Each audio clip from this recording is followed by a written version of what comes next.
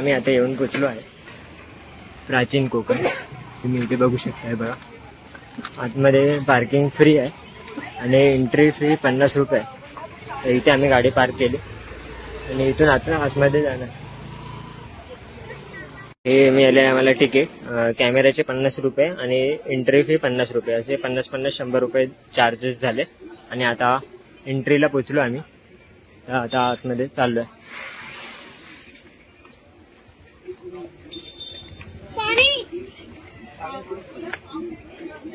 ते बघू शकता, सर्व माहिती सांगितली। आणि इथे बघा महाराजांची मूर्ती आहे।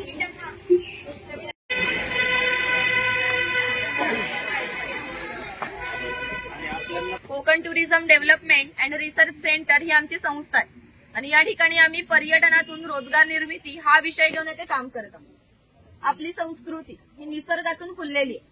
पूर्वजांनी विविध वनस्पती आणि प्राणी यांना देवत्व बहाल करून त्यांच्याविषयी कृतज्ञता व्यक्त केली।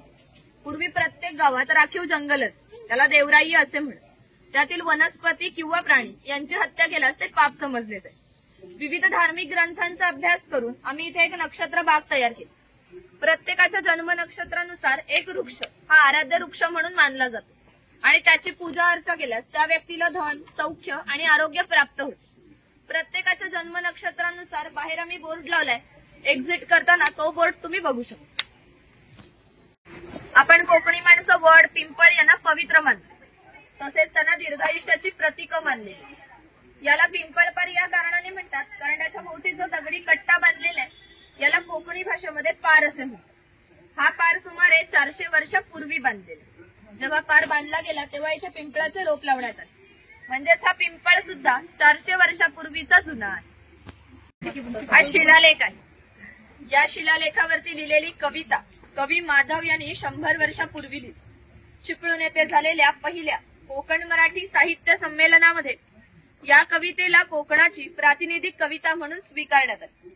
या कवितेमध्ये कवीने कोकणच्या निसर्ग सौंदर्याचे सुंदर वर्णन केले। हिरवे तळ कोकण, सह्याद्रीच्या तळी शोभते हिरवे तळ कोकण, राष्ट्रदेवीचे निसर्ग निर्मित केवळ नंदनवन। कवितेमध्ये नंदनवन हा शब्द आला आहे। नंदनवन या शब्दाचा अर्थ आहे स्वर्गातील इंद्राची बाग। ती जितकी सुंदर आहे तितकेच आपले कोकणही सुंदर आहे। ही गुहा काळाचे प्रतीक बनव, गुहेच्या अलीकडे आहे त्यांची समाज रचना, ग्राम रचना, खाद्य संस्कृती आणि परंपरा कशा होत्या।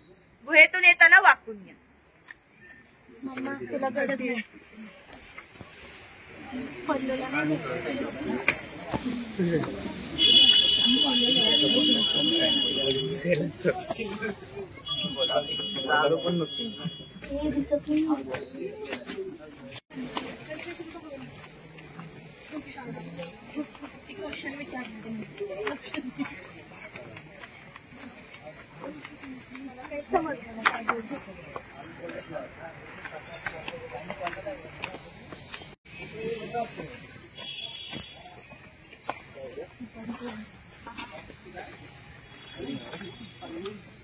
भगवान परशुराम, आपल्या पुराणामध्ये असा उल्लेख केले की हजारो वर्षापूर्वी भगवान परशुराम होऊन गेले। त्यांनी संपूर्ण पृथ्वी जिंकून घेतलेली सर्व पृथ्वी त्यांनी दान केली। दान केलेली कोणतीही गोष्ट आपण स्वतःसाठी वापरत, परंतु त्यांना राहण्यासाठी भूमी आवश्यक होती। आपण ज्या ठिकाणी उभे आहोत त्या ठिकाणी हजारो वर्षापूर्वी समुद्र होता, त्याच्याशी त्यांनी युद्ध केले आणि त्याला 40 ते 50 किलोमीटर पाठीमागे ढकलले आणि या सुंदर कोकण प्रदेशाची निर्मिती केली। म्हणून या कोकण प्रदेशाला परशुराम भूमी असे म्हणतात। हे सारे कोकण दऱ्याखोऱ्यांनी वेढलेले, सूर्याची किरणे जमिनीपर्यंत पोहोचू शकत नाहीत इतकी दाट अरण्ये, वाघ, अस्वल, गवेरेडे यासारखी जंगली श्वापदे, 200 ते 250 प्रकारच्या औषधी वनस्पती, शेकडो प्रकारचे मासे, दुर्मिळ कासवे, सुसर, मगर यासारखे प्राणी येथे पाहायला मिळतात। तसेच कोकणामध्ये लाल रंगाचा जांभा नावाचा दगड मिळतो। जांभ्या दगडाचा हा जो पक्का रोड बांधलाय याला पाखाडी असे म्हणतात। ही पाखाडी 400 वर्षापूर्वी बांधलेली, तेव्हा ती गणपतीच्या देवळापर्यंत होती। काळाच्या ओघात नष्ट झाली, आज फक्त ती आपल्या प्राचीन कोकणमध्ये शिल्लक राहिलेली पाहायला मिळते। पूर्वी सामान्यपणे अशा पाखाड्या या ग्रामदेवतेकडे जाण्यासाठी बांधल्या जात असत। आज आपण सुद्धा या पाखाडीने प्राचीन कोकणमधील ग्रामदेवतेकडे जाणार आहोत। कोकणातील दुर्गम पर्वतांमध्ये वनवासी लोक राहत असत। त्यामध्ये भिल्ल आणि कातकरी या 2 जातींचा समावेश आलेला होता. त्यातील कातकरी समाज दाखवलाय. तिथे हे कोकमचं झाड आहे. याला जी फळे येतात यापासून कोकम सरबत आणि कोकम आगळ तयार केले जाते. त्याच्या बियांपासून तेल तयार केले जाते. त्याचा उपयोग कैलासजीवन क्रीम मध्ये केला जातो आणि त्याच्या फळाच्या सालीपासून आमसूल तयार केले जाते.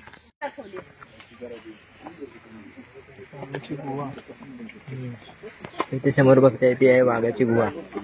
शिरफळाची फळे ही जंतुनाशक आहे म्हणून त्यांचा उपयोग शेतकरी धान्य साठवण्यासाठी करतात. तसेच त्याचा उपयोग गरम मसाल्यासारख्या पदार्थांमध्ये केला जातो. फिश करी मध्ये सुद्धा याच्या फळांचा वापर केला जातो.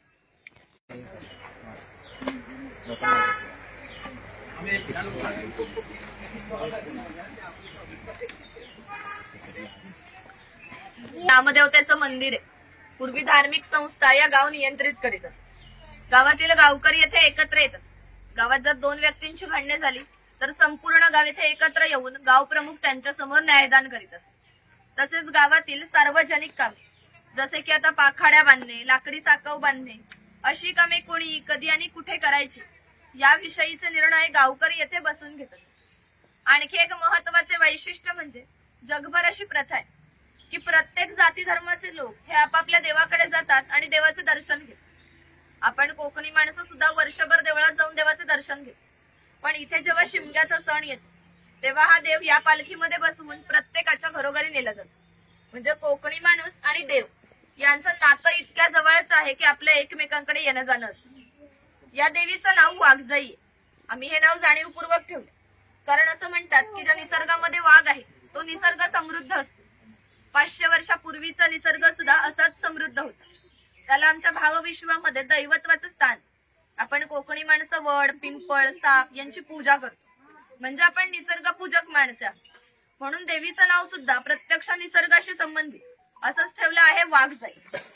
आम्ही जेव्हा देवळामध्ये जातो तेव्हा देवळातील गुरव लोक आमच्यासाठी प्रार्थना करतात. त्याला आम्ही गाराणं असं म्हणतो.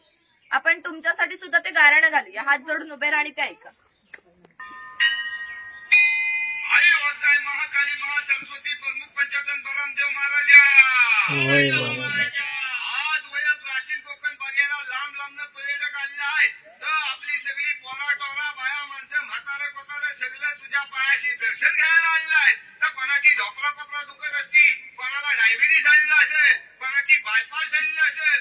तर आता मी काय तुला सगळं सांगित राहत नाही आहे पण जी काय तिच्या मागं इडा पिडा असेल, वाकडा तिकडा असेल तर सगळं दूर कर रे महाराजा. ह्यांच्यावर कोणी करणी केला नसेल, कोणी भुताटकी केला नसेल, कोणी देव घातला नसेल तर तू सीमेचा रखवाली हाय तर सगळं सीमेच्या बाहेर चिरून टाक आणि तिथं आलेल्या कोणत्या बी घराला धक्का लाव देऊ नको रे महाराजा. यांची कोणाला पोरगी भेटत नसेल, कोणाला पोरगा भेटत नसेल, कोण लग्नाचं अडकलेलं असतील आणि यांची लग्न झालेली आहेत त्यांना चांगली पोराटोरा होऊ दे आणि त्या पोराटोरांचं डिग्रीपर्यंत शिक्षण होऊ दे महाराजा. शिक्षण झालेल्या पोरांना मनासारखी नोकरी भेटू दे आणि जर का साहेबांना गौरी गणपती हरी रागा द्यायला नाही तर त्या साहेबाचं काय करायचं तर तुला ठाऊक आहे रे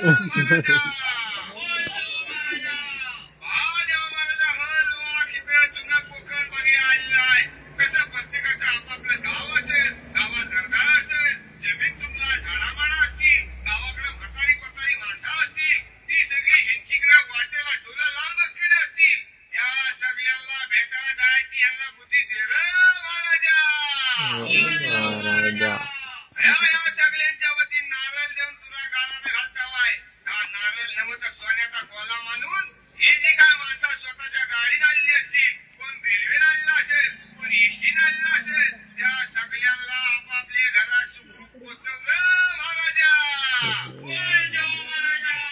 सगळ्यांच्या कामाधंद्यात पुरा ढोरात बरकत दे आणि पुढच्या वर्षी पण होयापर्यंत तुझ्या चरणी येतील तशी त्यांच्या पायात ताकद दे, बुद्धी दे आणि त्यांची रखवाली कर महाराजा. अरे हुरा रे हुरा आणि आमच्या वाघजाई मातेचा सोन्याचा तुरा रे. लाकडी ढोल आहे. मातीचे 2 ताशे आहेत. ताशांचा खालील भाग हा मातीपासून बनवलेला. हे ताशे 110 वर्षापूर्वीचे जुने आहेत. हे वाजवणारे कसबी असतील तर यांचा आवाज 1 ते 2 किलोमीटर पर्यंत जात असतो. पूर्वी याचा वापर हा धार्मिक कार्यात तसेच संदेशवहनासाठी केला जात असे. तर कोकणवासियांची अशी श्रद्धा आहे की हा देव त्यांच्यावरती नियंत्रण ठेवतो, म्हणून शिमग्याच्या वेळेला याला गाराणे घातले जाते, तसेच पशुबळी सुद्धा दिले जाते. आणि हे वीरगळ आहे, वीर प्राप्ती लोकांचे प्रतीक चिन्ह मानलं जाते. मारून घेतात ते लोक खेळ करण्यासाठी गावामध्ये येत असत, ते इथे दाखवले आहे. कोळी समाजाचे लोक समुद्राच्या इतके जवळ राहतात की समुद्राच्या भरतीचे पाणी यांच्या घराला लागून जाते. एवढी छोटी होडी घेऊन हे लोक 8 ते 10 तास खोलवर समुद्रामध्ये मासेमारी करतात. कधी कधी समुद्राच्या उसळणाऱ्या लाटा त्यांच्या होडीपेक्षाही मोठ्या असतात. तरीही हे लोक कुशलतेने होडी बलवतात आणि पहाटेच्या वेळी परत येतात.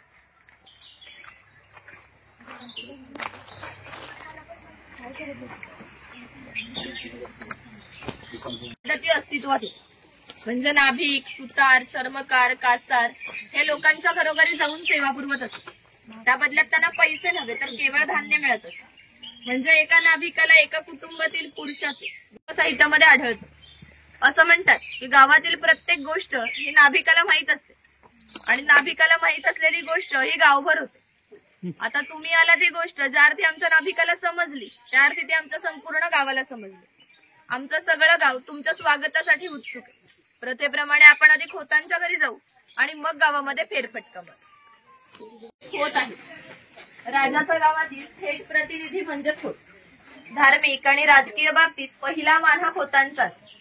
हे खोत गावचे प्रमुख असत. गावात न्यायदान करणे, महसूल गोळा करणे, कायदा आणि सुव्यवस्था सांभाळणे इत्यादी कामे खोतांची असत.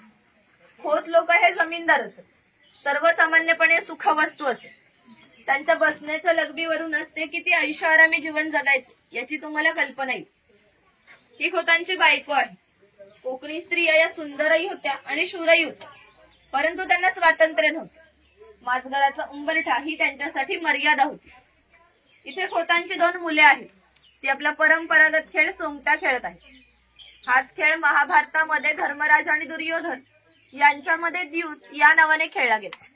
हस्तिदंती फासे असतात किंवा शंखांच्या कवड्या असतात. त्या टाकून विशिष्ट प्रकारचे दान मागितले जाते आणि त्यानुसार सोंगट्या पुढे मागे सरकवून हा खेळ खेळला जातो. जर खेळणारे कसबी असतील तर हा खेळ 1 ते 2 रात्री सहज रंगत असतो. इतका हा मजेशीर खेळ. घराची रचना पहा. खोत ज्या उंचवट्यावरती बसले आहेत त्याला ओटी असे म्हणतात. गावातील मान्यवर लोक ओटीवरती बसत. ही समोर आहे ती पडवी. सर्वसामान्यांनी पडवीला बसायचे. खोतांच्या उजव्या बाजूला असायचे देवघर, डाव्या बाजूला स्वयंपाकघर, खोतांच्या मागच्या बाजूला माझघर म्हणजे पूर्वीची बेडरूम. घराचे छप्पर पहा. वरती छोटे छप्पर आहे, मध्ये गॅप आहे, त्याखाली मोठे छप्पर. कोकणामध्ये उष्णता फार असते, त्यामुळे घरातील उष्ण हवा गॅप मधून बाहेर जाते. बाहेरील थंड हवा तिची जागा घेते, त्यामुळे घरातील वातावरण हे नेहमी थंड राहते. घरासमोर अंगण आहे, अंगणामध्ये तुळस आहे. अंगण हे कोकणी घराचं वैशिष्ट्य. तुम्हाला एकही कोकणी घर असं दिसणार नाही ज्या घरापुढे अंगण नाही किंवा तुळस नाही.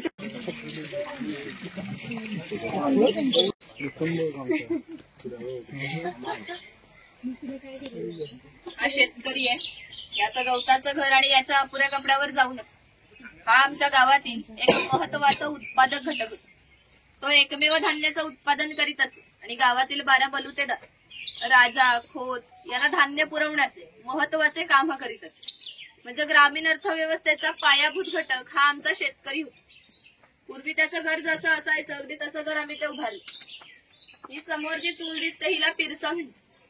ही सतत पेटती ठेवली जायची, कारण पूर्वी लायटर किंवा माचीस नव्हती. शेतकऱ्याच्या बायकोला जेव्हा स्वयंपाक करायचा असेल तेव्हा ती इथले 2-3 निखारे घेऊन स्वयंपाक घरातील चूल पेटवीत असे. हा विस्तव विजला तर घरात 2 गारगोटे ठेवलेले असत, त्या एकमेकावर घासून विस्तव करावा लागत असे. ही खोयनी आहे. हिचा वापर मासे पकडण्यासाठी केला जात असे. हिला वरती वेलीने बांधून पाण्यात ठेवली जाते. हिची अंतर्गत रचना अशी आहे की एकदा आत गेलेला मासा हा पुन्हा बाहेर पडू शकत नाही. तिथे शेणाने सरवलेली टोपली, तिला कोकणी भाषेमध्ये कणगी असे म्हणतात. तिचा वापर धान्य साठवण्यासाठी केला जातो. कोकणातील शेतकरी भात, नाचणी, हरीक, वरी यासारखी धान्य पिकवीत असते. ती कणगीमध्ये ठेवून वरती चिरफळाची फळे पसरवून झाकण ठेवून बाहेरून शेणामातीने लिंपून घेतले जाते. त्यामुळे आतील धान्य 3 ते 4 वर्ष सहज टिकत असते. अजूनही ठाणे जिल्ह्यातील वनवासी लोक या पद्धतीनेच धान्य साठवतात. ही शेतकऱ्याची बायको आहे, ही शेतकऱ्याची मुलगी आहे. हा पाळणा शेतकऱ्याच्या घरात कायमस्वरूपी टांगून ठेवतो, कारण आमच्या शेतकऱ्याच्या घरी दरवर्षी पाळणा हलत असत. प्रत्येक शेतकऱ्याला 8 ते 10 मुले असत. थोडक्यातच पूर्वीच्या काळी एकत्र कुटुंब पद्धती अस्तित्वात होती. हे उचल आहे, याचा वापर कपडे सुकत घालण्यासाठी केला जात असत. आणि इथे कोकणातील गौरी गणपतीचा सण दाखवला. गणपतीचे दिवस आले की लाल मातीचे गणपती तयार करतात. उन्हाळा आला की मातीची मडकी तयार करतात. दिवाळीच्या वेळेला पणत्या तयार करून प्रत्येकाच्या घरोघरी नेऊन पोहोचवण्याचे काम कुंभार करीत असतात. एखाद्याचं घर बांधायचं असेल तर तो त्याच्या घरी जाऊन कौले तयार करून देत असतो. हे जे सफेद रंगाचे मडके दिसते हे माडी काढायचे मडके. कोकणामध्ये नारळाची झाडे भरपूर प्रमाणात आहेत. त्यांना नारळ येण्यापूर्वी पोई येते. त्या पोईला आडवा काप दिला जातो. बाजूने विशिष्ट प्रकारचा झाडपाला लावला जातो. तो पाला आतील माडी शोषून घेतो आणि ही थेंब थेंब गळणारी माडी मडके वरचेवर लावून त्यामध्ये साठवली जाते. काळाच्या ओघात वारा बलुतेदारांचे व्यवसाय हे नष्ट होत चालले, परंतु माडी काढण्याचा व्यवसाय हा अजूनही व्यवस्थित चालू आहे. गावातील महिलांना तसेच विविध देवतांना लागणारे दागिने बनवून देण्याचे काम सोनार करीत असते. याच्या अप्रतिम कलाकुसरीमुळे याच्या दागिन्यांना जगभर मागणी होती. शिमगा, नवरात्र आणि अन्य वेळेला ग्रामदेवतेला दागिने घालण्याचा मान हा सोनाराचा आहे. कोकणातील 12 बलुतेदार दाखवताना जे अधिक कौशल्यवान आहेत ते आम्ही इथे दाखवले. त्यापैकी हा सुतार. सुताराचे खरे काम आहे शेतकऱ्याला लागणारी लाकडी अवजारे बनवून दे. हा सावंतवाडीचा सुतार. सावंतवाडीतील लोकांचे लाकडावरील कोरीव काम हे जगप्रसिद्ध आहे. त्यांच्या काही हस्तकौशल्याच्या वस्तू तुम्हाला आमच्या हस्तकला विक्री केंद्रामध्ये पाहायला मिळेल. इथे आरुडी दाखवले सापाचा खेळ करण्याचा. हा लोहार आहे. ज्याप्रमाणे शेतकऱ्याला लागणारी लाकडी अवजारे बनवून देण्याचे काम सुतार करीत असे, त्याचप्रमाणे त्याला लागणारी लोखंडी अवजारे बनवून देण्याचे काम लोहार करीत असे. उदाहरणार्थ कोयती, कुऱ्हाड, नांगराचे फाळ. 500 वर्षापूर्वीची कोकणाची राजकीय परिस्थिती अस्थिर होती. इथले बरेचसे लोक सैन्यामध्ये होते. त्यांना लागणाऱ्या लोखंडी ढाली आणि तलवारी बनवून देण्याचे काम लोहार करीत असे. याचे वैशिष्ट्य म्हणजे अजूनही कोकणात खोत आणि मराठा यांच्याकडे काहीशे वर्षापूर्वीच्या तलवारी आहेत. दर दसऱ्याला त्यांची पूजा केली जाते. कोकणी माणसं आपल्या जेवणामध्ये खोबरेल तेलाचा वापर हा जास्त प्रमाणात करीत असतात. शेतकरी आपल्या बागेतील खोबरे स्वतः तेलाकडे घेऊन जात असते. तेली त्याच्या देखत त्याला तेल पाडून देतात. हा तेलाचा घाण आहे. याला खुंट असे म्हणतात. यामध्ये सुके खोबरे घातले जातात. हे जे उभे लाकूड दिसते याला लाट म्हणतात. या लाटेला आडवे लाकूड अशा तऱ्हेने बांधले जाते जेणेकरून लाट उभी राहते. इथे जोखडाला बैल बांधला जातो आणि आडव्या लाकडावर दगड ठेवून तेली स्वतः यावर बसते आणि हे सर्व वजन घेऊन बैल गोल फिरवला जातो. त्यामुळे आतील खोबरे रगडून त्याचं तेल निघते. हे तेल भरून काढायचं असेल तर सर्वप्रथम जोखडाचा बैल सोडायचा. जोखड बाजूला केले जाते. आडवे लाकूड बाजूला करून लाट बाजूला केली जाते आणि आतील तेल हाताने भरून काढले जाते. पुन्हा नवीन तेल पाडायचं असेल तर सर्व क्रमवार जोडून नवीन तेल पाडले जाते. म्हणजे पूर्वी तेलाला पसा ते 1.5 पसा तेल काढण्यासाठी 1 ते 1.5 तास मेहनत घ्यावी लागत असते. हा गुरुड आहे. पूर्वी प्रत्येक व्यवसाय हा जातीनिहाय होता. व्यवसाय निवडीचे स्वातंत्र्य नव्हते, म्हणजे प्रत्येकाला आपापल्या जातीचा व्यवसाय करावा लागत असे. बांबूच्या वस्तू बनवून देण्याचे काम गुरुड करीत असे. ही कणगी तयार केलेली ती घरी नेऊन त्यामध्ये धान्य ठेवून बाहेरून शेणामातीने लिंपून घेण्याचे काम शेतकऱ्याचे असते. अशी श्रम विभागणी केलेली होती. हे सूप आहे, ही फुलांची परडी आहे आणि ही रोवळी आहे. रोवळीचा वापर हा धान्य धुण्यासाठी तसेच आजही धार्मिक कार्यात केला जातो. जेव्हा आमच्याकडे शुभ कार्य असते तेव्हा घरातील कुमारिका किंवा सौभाग्यवती स्त्रिया रोवळीमध्ये दिवा ठेवून हातात घेऊन उभ्या असतात. शुभ कार्य पार पडण्यापूर्वी दिवा विझला तर ते कार्य अशुभ मानले जाते. अजूनही आमच्या चाकरमान्यांचे जर मुंबईला लग्न असेल तर रोवळी गावावरून मुंबईला पाठवली जाते, कारण मुंबईमध्ये सर्व वस्तू मिळतात, रोवळी मिळत नाही. स्वयंपाकघर. प्रत्येक समाजाची स्वतंत्र अशी खाद्य संस्कृती असते. कोणत्याही 2 समाजाची खाद्य संस्कृती समान नसते. म्हणजे आपल्या कोकणी माणसांची ही चविष्ट अशी खाद्य संस्कृती. आम्ही कोकणी माणसं आपल्या जेवणात भात आणि मासे हे मोठ्या प्रमाणात खातो. कोकणात येऊन माशाची आमटी, उकडीचे मोदक आणि भाजणीचे वडे न खाणे म्हणजे कोकण न अनुभवल्यासारखे. पूर्वी घरामध्ये दगड मातीच्या वस्तू असे. इथे हे जे जातनीसारखे दिसते याला घिरट असे म्हणतात. जातनीमध्ये धान्य दळून निघते तर घिरटामध्ये भात घातले जाते. तेव्हा अख्खा तांदूळ बाहेर निघतो आणि कोंडा बाजूला होतो. हे शेवया काढायचे लोखंडी यंत्र आहे. हे शेवया काढायचे लाकडी यंत्र आहे. तिथे शेवयाचा लाकडी पाट आहे. ही चहाची किटली आहे. हा टिफिन बॉक्स आहे. वरती पाण्याचा तांब्या, खाली 3 डबे आहेत. बाजूला 2 चमचे आहेत. टिफिन बॉक्स दोन्ही बाजूने लॉक केलेले. हे मोदक पात्र आहे म्हणजे पूर्वीचं कोकणी कुकर. यामध्ये खाली पाणी घातले जाते. चाळणीवरती केळीचे पान ठेवून यावर मोदक ठेवले जातात आणि झाकण ठेवून मोदक पात्र चुलीवर ठेवले जाते. त्यामुळे आतील मोदक शिजून निघते. हे पुरण यंत्र आहे. यामध्ये शिजवलेली डाळ घातली जाते आणि हे रॉड दोन्ही बाजूने उलट सुलट फिरवले जातात. त्यामुळे आतील डाळ वाटून निघते आणि त्याच्या गोड पुरणपोळ्या बनवल्या जातात. इथे लाकडी चमचे आहेत आणि ही दगडी उखळ आहे. यामध्ये पूर्वी भाताचे पोहे मुसळाच्या सहाय्याने काढले जात असे. आता आपल्याकडे जो भात असतो तो रात्री भिजत घातला जातो. सकाळी त्यातले पाणी काढून पोह्याच्या खापऱ्यावर भाजला जातो आणि या उखळ्यामध्ये घालून मुसळाच्या सहाय्याने काढलं जातं. त्याचे पोहे तयार होतात. यावरून तुमच्या लक्षात येईल की पूर्वीचे जीवन हे किती कष्टमय होते आणि हजारो वर्षे ती या पद्धतीनेच जगले गेले. हा कासार आहे. मग अशी सांगितल्याप्रमाणे 12 बलुतेदार हे लोकांच्या घरोघरी जाऊन सेवा पुरवत असत. त्याप्रमाणे कासार मुलीच्या घरी आला. हे या मुलीचे घर आहे. पूर्वी कोकणातील मुलींची लग्ने वयाच्या 8व्या ते 10व्या वर्षी होत असत. तोपर्यंत कासार मुलीला बांगड्या भरण्याचा कोणताही मोबदला घेत नसत. ज्यावेळी मुलीचं लग्न होईल त्यावेळी मुलीचे वडील कासाराला एक छोटासा सोन्याचा दागिना देत असत. या व्यतिरिक्त कोणताही मोबदला कासाराला मिळत नसे. म्हणजेच हा कासार 8 ते 10 वर्ष मुलीला क्रेडिट देत असे. म्हणजे पूर्वीची समाज रचना ही एकमेकांच्या विश्वासावरती आधारलेली होती. थोडक्यातच 12 बलुतेदार आपले काम कोणत्याही नफ्या तोट्याचा विचार न करता केवळ कर्तव्य म्हणून करत असत. हा पाणवठा आहे. पूर्वी प्रत्येक गावात भरपूर मोठे जंगल होते. त्यामुळे गावात पाणी मोठ्या प्रमाणात उपलब्ध असे. गावात ज्या ठिकाणी उंचावरती 12माही पाणी वाहत असे तिथे धरण बांधून प्रत्येकाच्या घरोघरी पाणी पाटाने नेले जात असे. या पाण्यावर आमच्या नारळी पोकळीच्या बागाने उन्हाळी भातशेती होत असे. उन्हाळी भातशेतीला पाणी भरपूर लागते तेवढे पाणी प्रत्येक गावात उपलब्ध होते. ग्रामदेवतेनंतर पाणवठा हे एकमेव ठिकाण असे ज्या ठिकाणी संपूर्ण गाव एकत्र येत असते. लहान मुले मासेमारी आणि अंघोळीसाठी येत. गावातील स्त्रिया पाणी भरण्यासाठी किंवा कपडे धुण्यासाठी येत. तसेच गुराख्यांसारखे व्यावसायिक हे गुरांना पाणी पाजण्यासाठी या ठिकाणी येत. म्हणजे ग्रामीण जीवनाचा मध्यवर्ती केंद्र हा आमचा पाणवठा. वरती खवले मांजर दाखवले. हा चर्मकार आहे. चामड्याच्या वस्तू बनवून देण्याचे काम चर्मकार करीत असतात. याच्या जोडीला मी आणखी एक प्रसंग सांगते जो 500 वर्षापूर्वी घडला. इथून 80 किलोमीटर अंतरावर मार्लेश्वर नावाचे देवस्थान. एका पर्वतामध्ये एक गुहा आहे. गुहेमध्ये शंकराची पिंडी आहे. आणखी एक वैशिष्ट्य म्हणजे गुहेमध्ये जिवंत साप आहे. पूर्वी मार्लेश्वर देव एका गावामध्ये राहत होते. तेथील लोक हे वाईट मार्गाने वागू लागले. त्यामुळे शंकरांचे पावित्र्य हे कमी होऊ लागले. शंकरांना ते मान्य होणे शक्य नव्हते म्हणून त्यांनी गाव सोडून जाण्याचा निर्णय घेतला. मकर संक्रांतीच्या आदल्या रात्री ते गावाबाहेर पडले. गावाबाहेर चर्मकाराचे घर होते. चर्मकार गरीब होता परंतु श्रद्धाळू आणि नीतिवान होता.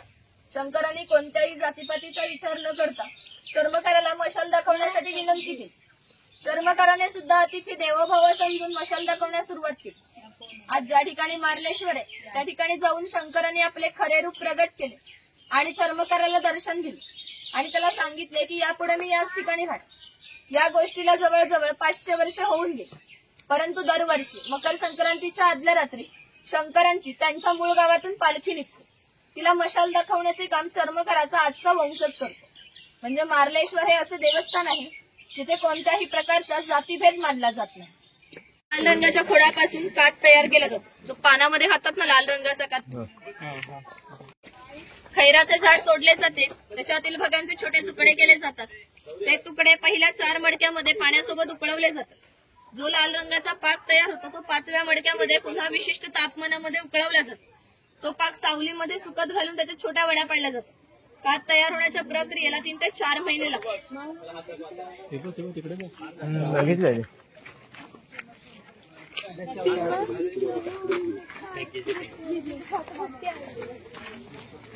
ही मचाण आहे. फार मोठ्या भूप्रदेशावर लक्ष ठेवण्यासाठी उभारली जाते. त्यावरून 10 ते 12 किलोमीटर पर्यंतचा भूप्रदेश दिसायचा. समोरील कवी केशवसुतांचे मालगुंड गाव, गणपतीपुळ्याचा निळा समुद्र आणि पूर्वेकडे निवेंडी गावचे हिरवेगार जंगल दिसायचं. तुम्ही वरती जाणार असाल तर एका वेळी 3 जण चप्पल काढून जाऊ शकता. इथून झालं की इथे हे तुम्ही इथे बघताय ते दशावतारात वापरले जाणारे मुखवटे आहेत. त्याच्या इथे त्यांनी दाखवलेले आहे. इथे प्रदर्शन इथे त्यांनी दाखवलेलं आहे.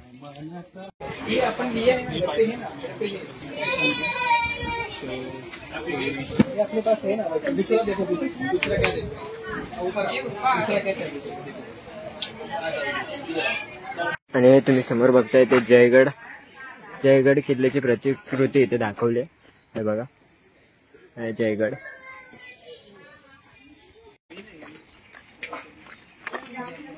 इथे आतमध्ये शंखांचं प्रदर्शन दाखवलं आहे. 165 पेक्षा जास्त प्रकारचे शंख इथे आतमध्ये आहेत आणि इथे तुम्ही बघू शकता शंखांचं त्यांनी सांगितलेलं आहे माहिती. आणि आतमध्ये फोटोग्राफी अलाउड नाही होती त्यामुळे आज शूट नाही केला आम्ही. तर इथे आलात तर नक्की व्हिजिट करा.